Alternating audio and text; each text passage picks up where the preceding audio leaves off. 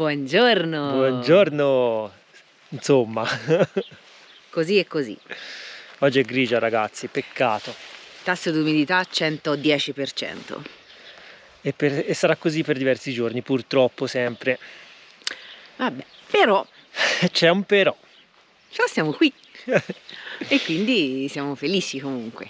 Siamo in un posto meraviglioso. Siamo in un posto patrimonio dell'UNESCO, vi diciamo solo questo. Adesso vi facciamo vedere dove passeremo per raggiungerlo. Abbiamo dormito nel parcheggio gratuito qui a fianco all'attrazione. Stanno arrivando macchine, che è praticamente stato deserto stanotte. Deserto. Ma a un certo punto abbiamo sentito una botta e detto chi è arrivato? Ci hanno aperto la macchina, ci sono ragazzetti che ci fanno gli scherzi, che ci sballozzano tutti. Era stamattina prima delle 7, quindi era ancora presto, diciamo. E abbiamo sentito lo shake di Charlie. Boh, sarà uno scherzo, eh. Praticamente è in un campo, in questo villaggio, perché di fatto si tratta di un villaggio, e ci siamo appunto sentiti sballottati. E quindi Fede si è alzato di corsa, è andato a vedere, ha tirato giù l'oscurante e alla fine eravamo circondati da mucche. Dalle mucche circondate. E una, mentre sbrucava, mangiava per terra, ci ha dato una sculata, si vede, e quindi dandoci una botta ci ha shakerati, insomma. E quello che ho saltato prima era il regalino che ci ha lasciato la mucca. Chiamalo regalino. Una bella strisciata intorno a Charlie. Probabilmente abbiamo dedotto che Charlie non gli piacesse. È arrivata lì e ha visto sto panettone bianco, perché per lei ha visto una roba, magari non è abituata, e non gli è piaciuto e allora si è lasciata andare. Meno male non l'ha fatto sulle fiancate. Meno male, perché altrimenti Charlie sarebbe stato di un altro colore. Esatto, questa mucca ha mangiato più di me. Qui abbiamo anche le mascotte, le guide turistiche.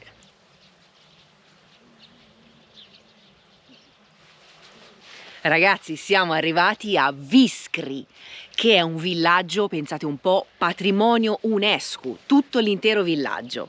Lasciamo Charlie nel parcheggio e ci avventuriamo per questo sentiero che ci porta dritti dritti nel paesino.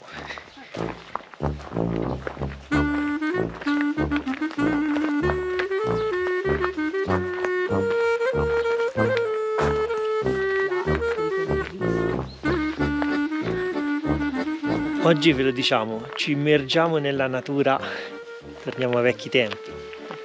Qui abbiamo i cavalli. Ci immergiamo anche molto nell'umidità, perché è proprio bella densa oggi. Da quest'altra parte invece abbiamo pavoni, struzzi, oche. Qui abbiamo dei tacchini, abbiamo le faraone da quell'altra parte. Ma noi ora seguiamo i cartelli che ci portano dritti in centro. Comunque si respira nell'aria quel profumino di mucca, di cavallo.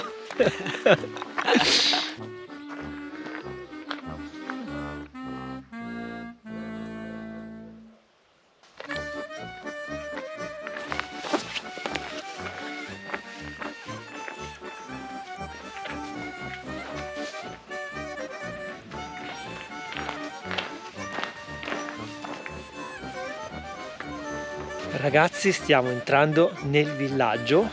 Stiamo entrando in un'era temporale veramente passata, perché sembra si sia aperto il varco e noi ci siamo infilati dentro. Fa un effetto stranissimo. Charlie con la DeLorean ci ha portato indietro nel tempo.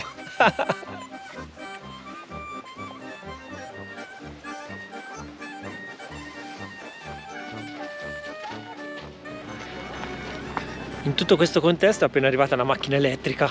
Questa viene dal futuro. Sì, Comunque ora siamo arrivati nel corso principale, che ovviamente non è asfaltato, e vediamo tutte le case colorate che contraddistinguono questo villaggio.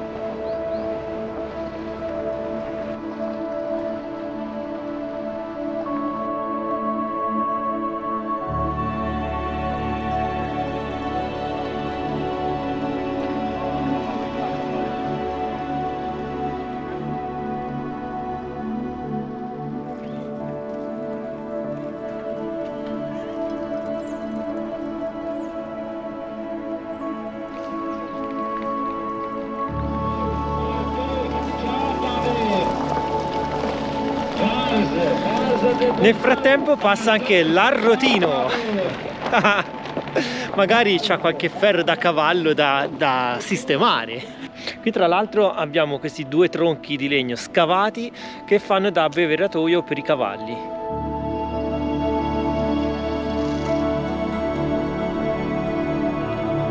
Noi siamo abituati per le vie delle nostre città, dei nostri paesi, di incontrare gatti, cani. Sì. Qui invece, in questo villaggio, si fanno incontri del tutto diversi. Ve lo mostriamo subito.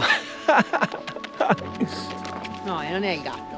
Non è il gatto. E sei te la colpevole di stamattina. Sei stata te stamani a svegliarci? E qui funziona così. Troppo forte. È un posto surreale, un posto surreale. L'unica cosa che stona è la presenza delle automobili, Sì. che sinceramente potevano evitare. Se vi lanciassero in questo borgo ad occhi chiusi, uno si risveglia, se non ci fossero le auto veramente uno ha la sensazione di essere catapultato indietro nel tempo. Purtroppo le auto, i mezzi sono moderni, dico purtroppo perché ti rovinano quella sensazione. No. Ho fatto la posta, pensavo uscisse il trattore, invece no, esce il camion della nettezza urbana.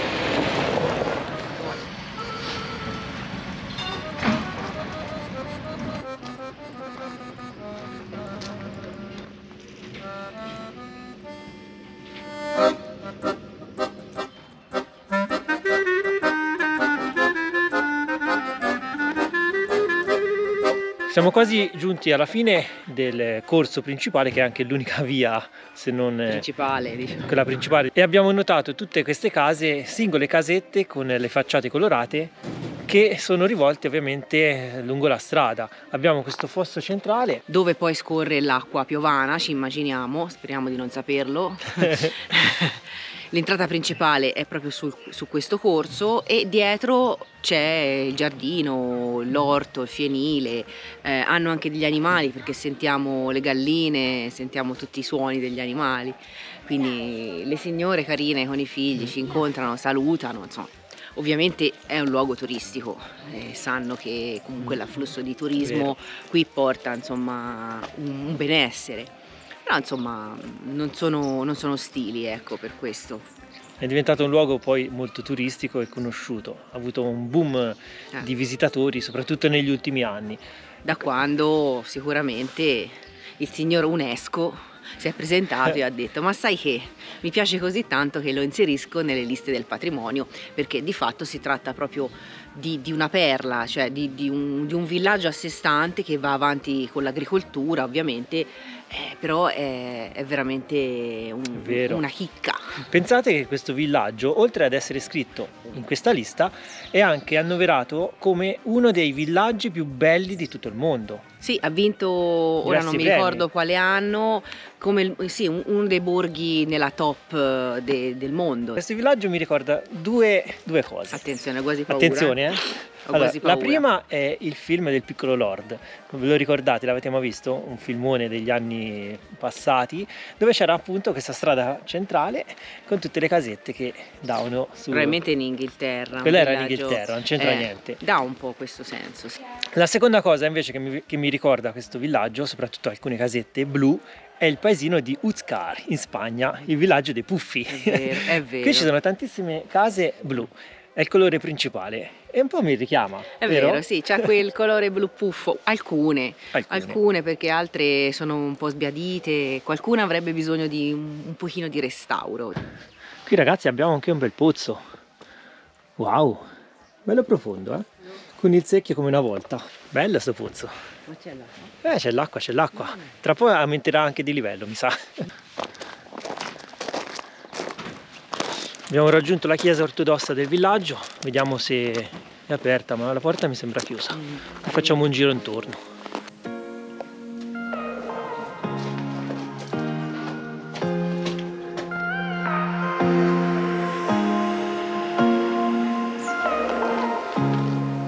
Percorriamo questa strada tutta fatta di pietre, di sassi, molto bella, e ci rechiamo verso il clou del villaggio.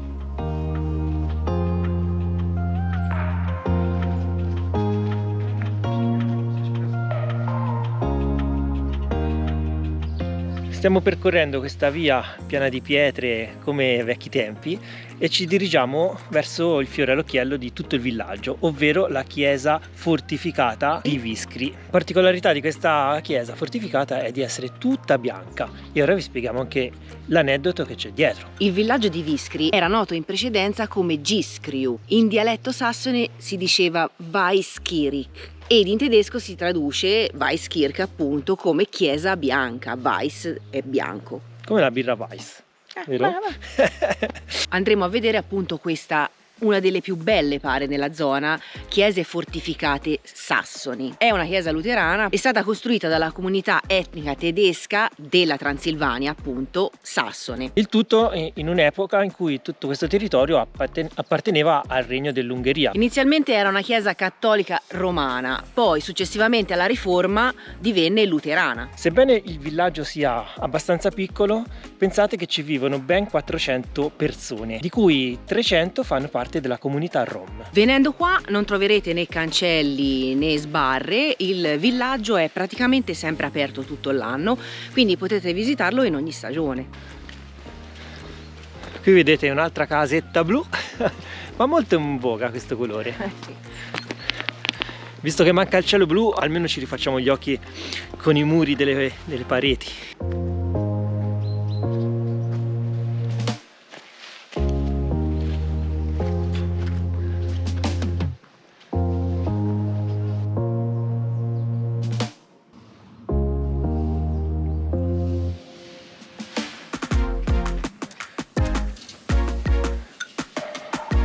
Siamo arrivati di fronte alla chiesa fortificata, abbiamo fatto i tickets.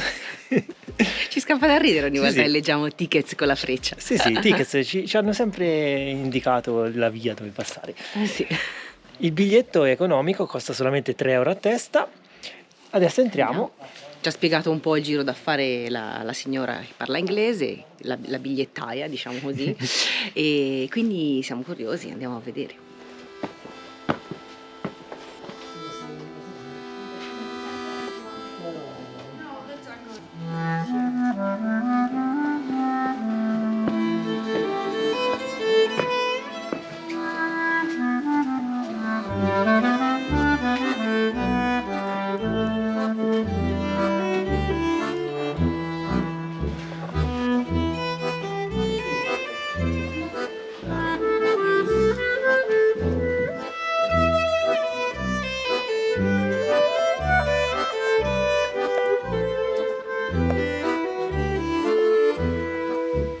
Ora saliamo sulla torre, il cartello dice che potete salire sulla torre ma a vostro rischio, ora scoprirete il motivo. Perché come vedete è bella tosta la salita. La striscia LED. Abbiamo un corridoio strettissimo con degli scalini veramente molto difficili. Ed è anche buio, mi è toccato accendere la torcia perché sennò non si vede nulla.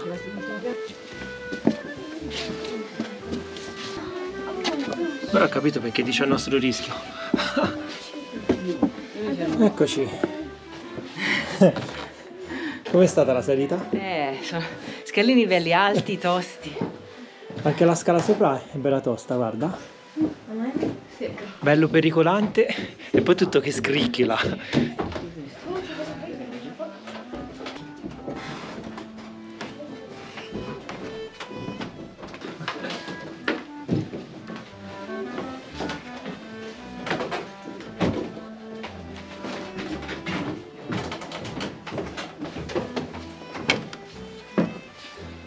È anche pericoloso a tratti. Oddio. Io praticamente sono uscito da questo foro, da questo buco. Bisogna stare attenti anche a non picchiare la testa. Ci sono i vecchi solai come una volta. Però poi una volta giunti in cima si vede un bel panorama.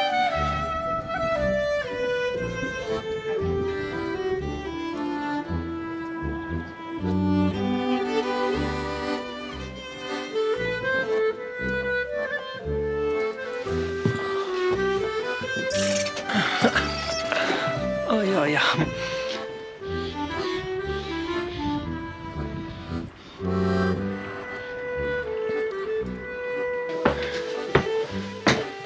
Ah, si entra sempre in chiesa. È l'uscita... No, questa è un'altra. Ah, vedi. Da questa porta si accede alle balconate della chiesa. Come si chiamano? È strettissima, fa fatica a passarci.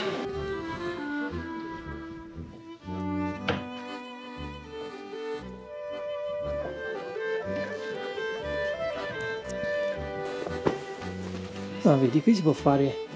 Ecco, qui ragazzi abbiamo un vecchio carro e di carri così ne abbiamo trovati anche in giro. Troviamo tuttora, abbiamo trovato anche nei giorni passati, ma anche nelle città, tanti signori che vanno in giro con i cavalli con questi carri. Diciamo non proprio come questo è proprio di quelli antichi per il fieno. Però insomma anche quelli che abbiamo incontrato non è che fossero dell'ultimo grido. No, diciamo di no.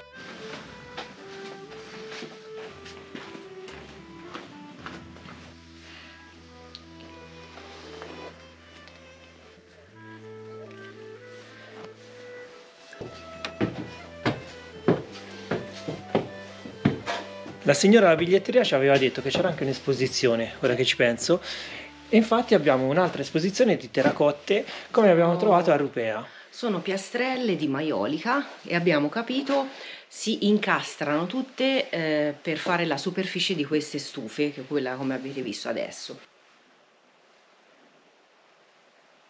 Difatti qui abbiamo tutte le stufe di varie tipologie e ci mostrano appunto queste mattonelle che vengono utilizzate. Belle. Mi sono spesso chiesto come facessero queste tegole a non cadere e qui abbiamo la risposta. Vedete, ci sono tutti questi travetti di legno e tutte le tegole hanno questa specie di dentino che appoggia sulla trave e quindi le tegole riescono a stare in posizione. Vi abbiamo svelato un altro mistero della tecnologia delle costruzioni. Come potete ben vedere hanno una discreta pendenza. In entrambe le mostre che abbiamo visto riportano lo stesso luogo, cioè Mediaș, che è il luogo dove venne fondata la storica fabbrica di terracotta. Pensate un po', dal 1906. Si dice che la stufa di maiolica sia uno dei manufatti più rappresentativi della civiltà rumena. Purtroppo con l'avvento dei moderni sistemi di riscaldamento agli inizi del Novecento queste stufe andarono un po', diciamo così, nel dimenticatoio. Si bloccò un po' la produzione, rimasero un prodotto, diciamo, di serie B. Ma negli anni c'è stata un po' una riscoperta, perché, diciamo, con la praticità, è vero, i vantaggi che offrono i moderni impianti di riscaldamento, non sono mai riusciti a sostituire la bellezza di queste stufe o dei caminetti in terracotta appunto dipinta e nemmeno la particolare atmosfera che creano.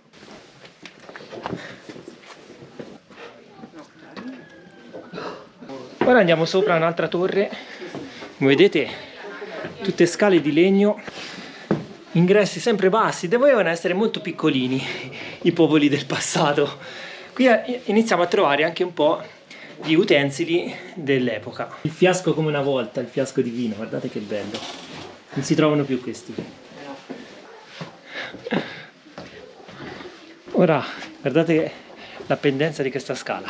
Sì. Cioè praticamente a sviluppo verticale completo. No, qui devi vedere che bellezza. Sono incastrato. Le culle sono. Non è una visita facile. No, è impegnativa. Impegnativa.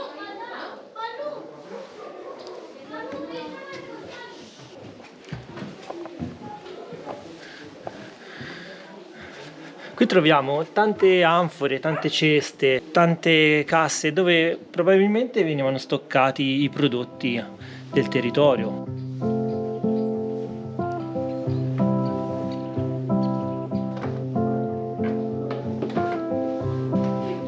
Anche qui abbiamo la macchina che serve a tessere i tessuti, ovvero il telaio. L'abbiamo ritrovato anche in altri luoghi. Qui c'è un piccolo museo con gli strumenti di una volta.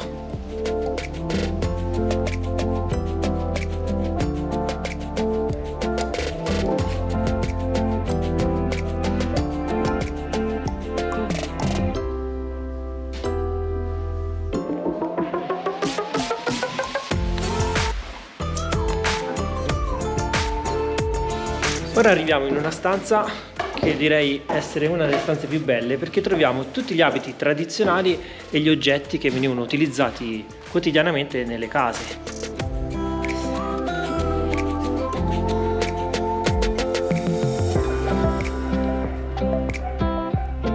Qui abbiamo anche l'abito nuziale, infatti dice donna sposata con i vestiti della domenica. Mentre qui abbiamo un bellissimo letto, ma c'ha il materasso altissimo, pensa a cadere dal letto da questa altezza. Che poi salivano non hanno inventato niente oggigiorno con i cassettoni sotto ai letti moderni, perché vedi qua, avevano il cassettone, probabilmente salivano da questo cassettone, perché scaletta non ne vedo. No, e anche nelle camperizzazioni non abbiamo inventato nulla, perché una volta esisteva la diligenza, usavano i carri, dentro ci mettevano il letto con i cassoni e giravano, esploravano. Il box dell'epoca. Certo.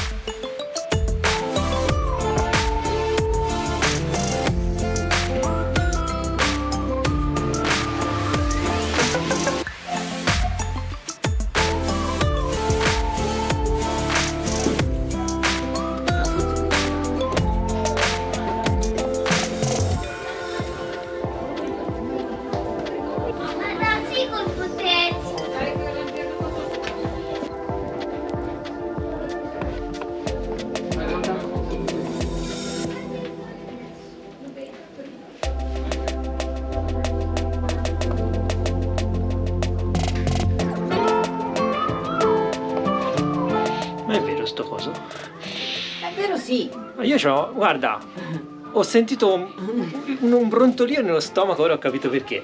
Anche perché è arrivata l'ora del pranzo e trovarsi sta affare qui davanti. Non capisco se sia vero o finto.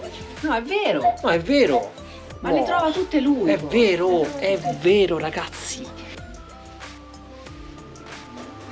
Abbiamo letto il cartello e non a caso si chiama la Torre del Lardo.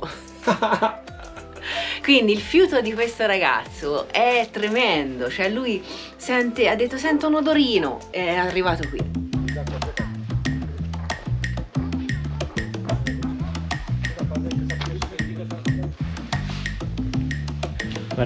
Guardate che meraviglia.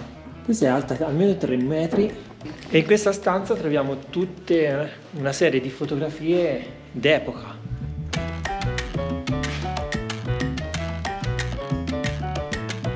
Qui abbiamo una mappa del borgo e addirittura ci sono tutti i nomi delle famiglie che abitavano le singole case, ci sono i numeri civici. Che abitavano, ora non so di che epoca sia, è del 2024, quindi sono le attuali abitazioni. Sicuramente il postino con questa mappa non sbaglia una lettera.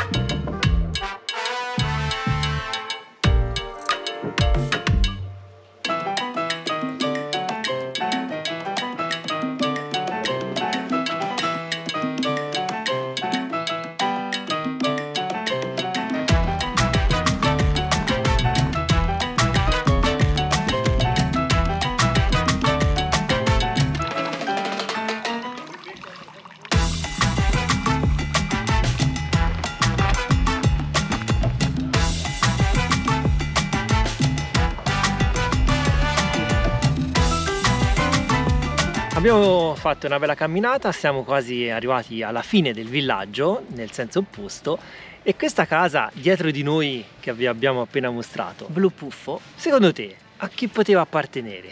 No, chi può appartenere tutt'oggi perché è sempre il proprietario. Ah beh sì, certo. Di chi può essere? Forse al Grande Puffo? No, non è il Grande Puffo. È un personaggio reale, e che personaggio! Hai detto bene, reale. Ah già!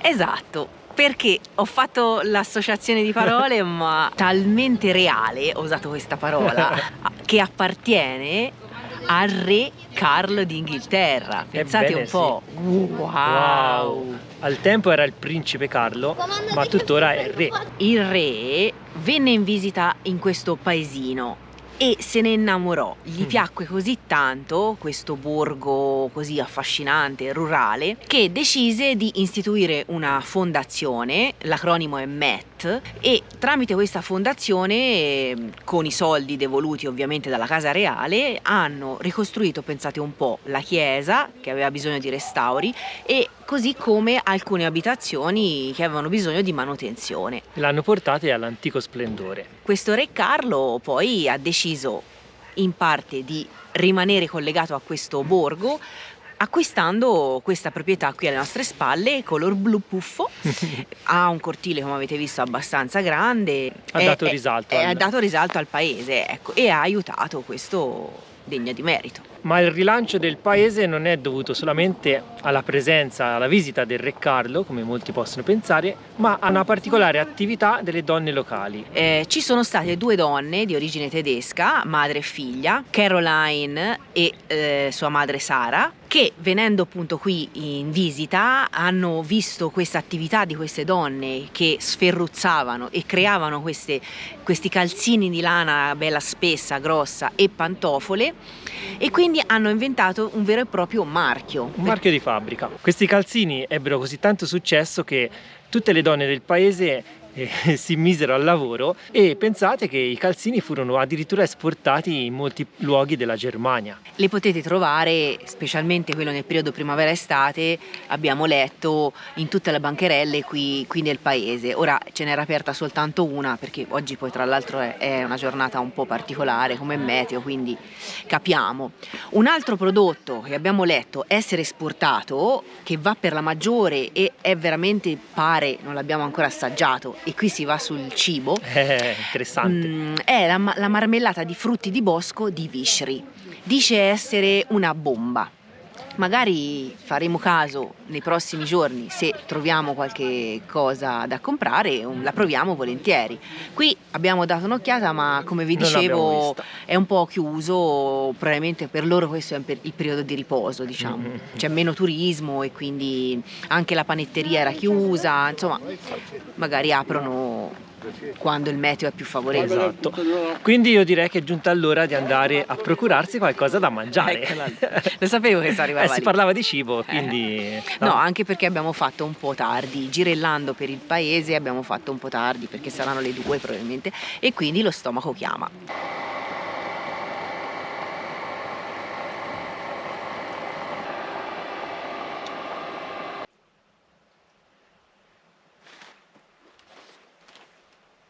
Abbiamo fatto pranzo, un buon piatto di pasta con il pesto e ora con lo stomaco pieno lasciamo definitivamente il villaggio e cerchiamo di raggiungere un altro paesino, un'altra cittadina che dista circa un'ora da qui.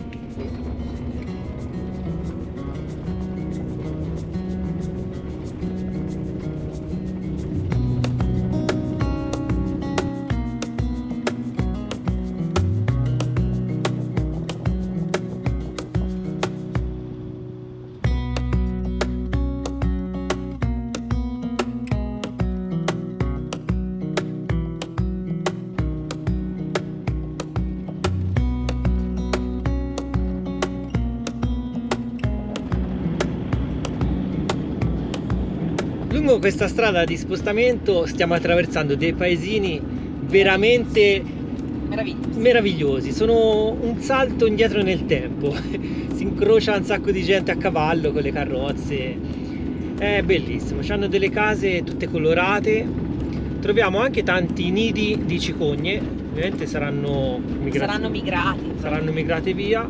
Nel frattempo abbiamo trovato su Park4Night un paio di opzioni per stanotte, quindi cercheremo ora di raggiungere la prossima cittadina, che si chiama Fagarash. Dobbiamo anche comprare un po' di pane, piccole cose, perché la spesa grossa l'abbiamo fatta un altro giorno, qualche giorno fa, e speriamo poi nei prossimi giorni di avere un miglioramento anche con il meteo.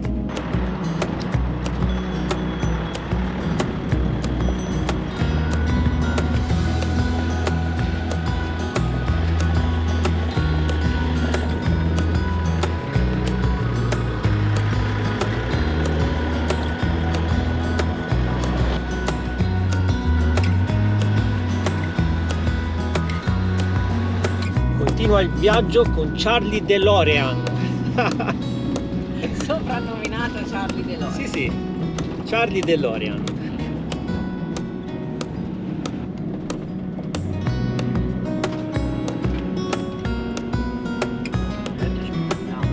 Ma il sidecar. Il donnino. L'ho presa.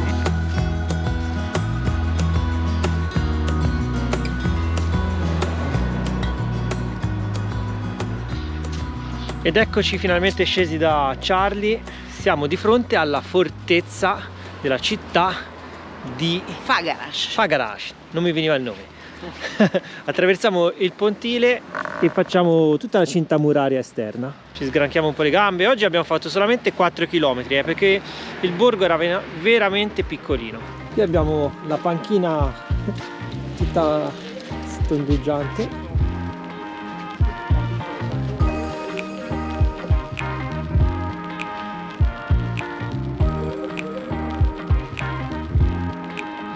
Lì vedete il nostro Charlie parcheggiato proprio qui intorno alla cinta muraria del castello. e sarà la sede della nostra nottata di dove dormiremo stanotte. Speriamo sia tranquillo. Siamo comunque proprio nella cittadina di Fagarash, quindi rispetto a dove abbiamo dormito stanotte in mezzo alle mucche, insomma qui è un pochino più movimentata, però dai, speriamo che non ci sia troppo chiasso. Di sicuro non verrà una mucca a darci una testata, no, o una culata. Quello non credo.